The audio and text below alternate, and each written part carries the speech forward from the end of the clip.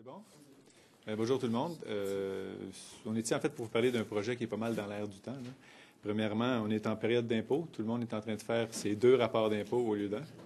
Et deuxièmement, dans l'air du temps, parce que le gouvernement parle pas mal de restrictions budgétaires et de comment aller chercher de l'argent pour équilibrer les finances publiques. Donc, la suggestion qu'on fait au gouvernement avec cette motion-là, c'est de s'entendre avec Ottawa pour qu'il y ait un seul rapport d'impôt au Québec, enfin, comme c'est le cas partout au Canada. On est les seuls à faire ça au Québec, 2 rapports d'impôt. C'est pas parce qu'on est moins intelligent que tout le monde, là. Donc, il faut vraiment s'y mettre. C'est juste le gros bon sens de faire un seul rapport d'impôt chaque année. Et donc, on demande à l'Assemblée nationale de s'entendre avec le gouvernement fédéral pour avoir un seul rapport d'impôt qui aurait plusieurs avantages, évidemment, notamment au niveau des finances publiques. C'est des économies de plusieurs centaines de millions de dollars par année, que ce soit pour les gouvernements, pour les entreprises ou les particuliers, qui seraient amenés par l'établissement d'un seul rapport d'impôt. Il y a aussi des facteurs de compétitivité. Notre économie perd des millions d'heures par année. Quand on regarde ça rapidement, il y a à peu près 6 millions de déclarations de particuliers et à peu près 1 million de déclarations d'entreprises chaque année au Québec. Multipliez ça par le nombre d'heures ou de minutes que vous voulez pour remplir tout ça chaque année. Ça fait des millions d'heures productives qui sont perdues dans l'économie québécoise à cause de l'existence de 2 rapports d'impôt, ce qui n'est pas le cas avec les autres dans le Canada. Donc, une question de compétitivité aussi. L'opinion publique, évidemment, selon tous les sondages qu'on regarde à travers le temps, est fortement en faveur d'avoir un seul rapport d'impôt au lieu de 2. Donc, encore là, ça va dans le même sens que ce qu'on dit.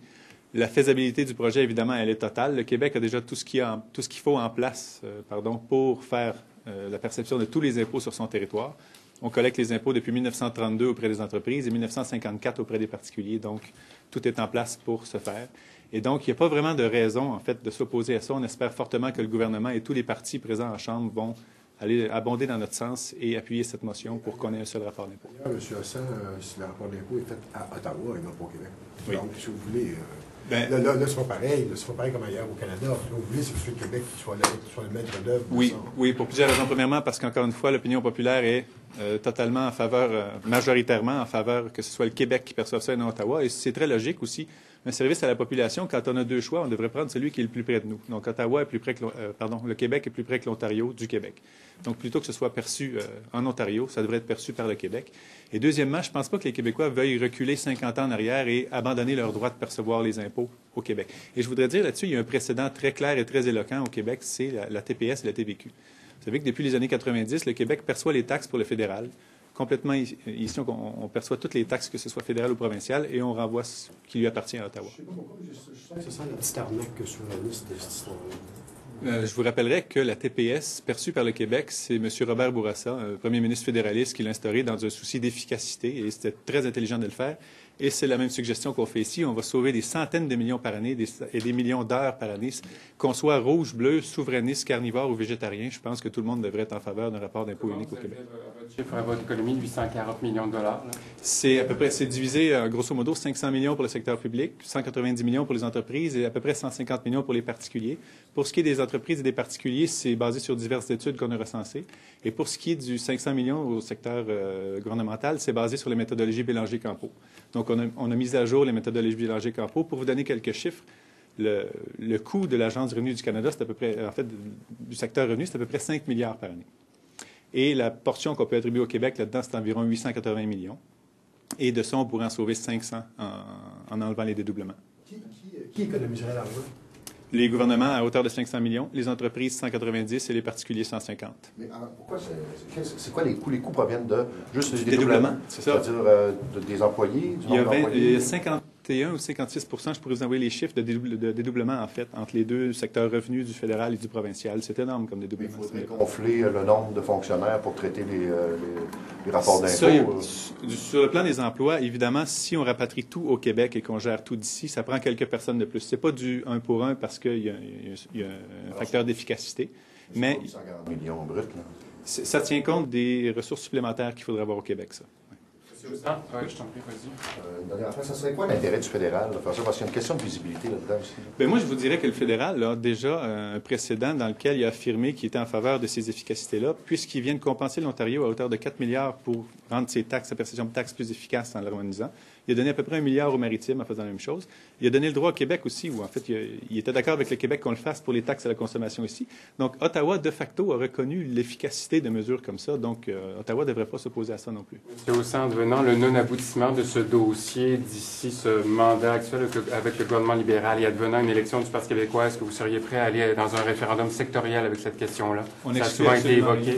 Pardon? On n'exclut rien, on n'exclut rien. Je pense que si la faveur populaire est complètement dans notre sens, on n'exclut rien pour donner à la population ce qu'elle demande, quoi.